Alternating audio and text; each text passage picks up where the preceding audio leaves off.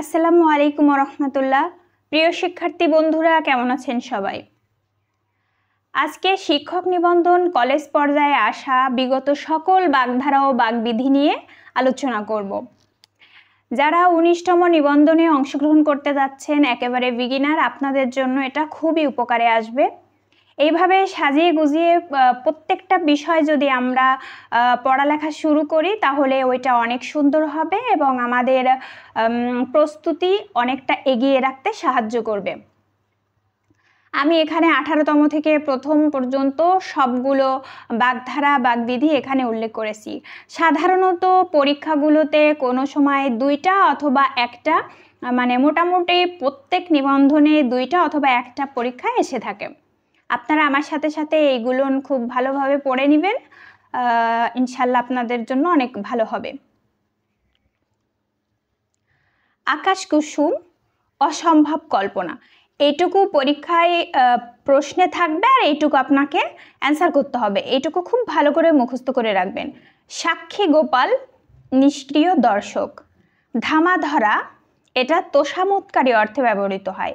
লেপাপা দুরস্ত, এটা বাইরে লেপাপা দুরস্ত, এটা বাইরে পরিপাটি অর্থে ব্যবহৃত হয়। ঢাক ঢাক গুড় গুড়, এটা লুকোচুরি অর্থে ব্যবহৃত হয়। তাসের ঘর ক্ষণস্থায়ী অর্থে ব্যবহৃত হয়।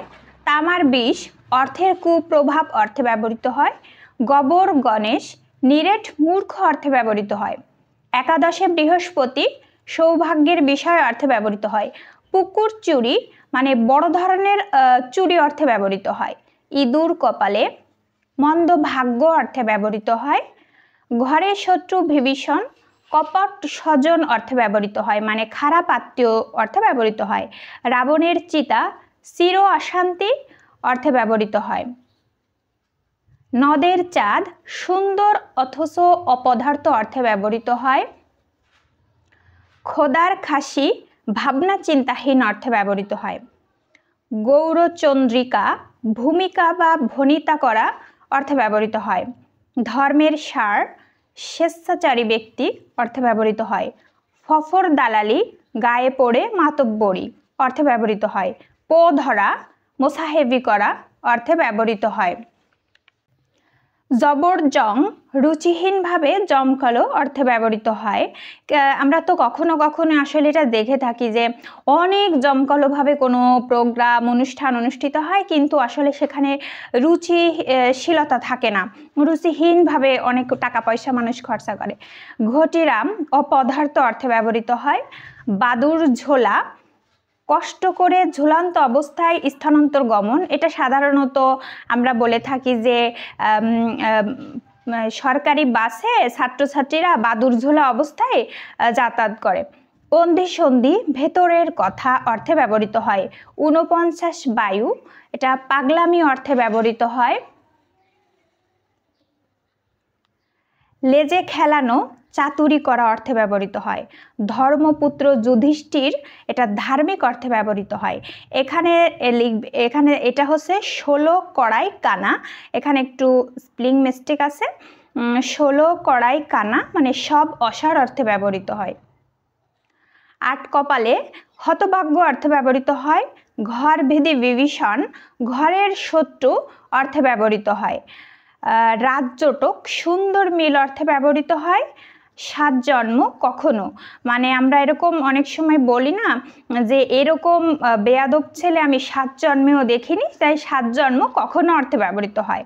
রক্ত অক্ষরে লেখা মানে কষ্টে অর্জিত বা স্মরণীয়, যেমন আমরা বলি যে রক্ত অক্ষরে লেখা আমাদের এই স্বাধীনতা, এখানে এই বাগধারাটি সঠিকভাবে ব্যবহৃত হয়।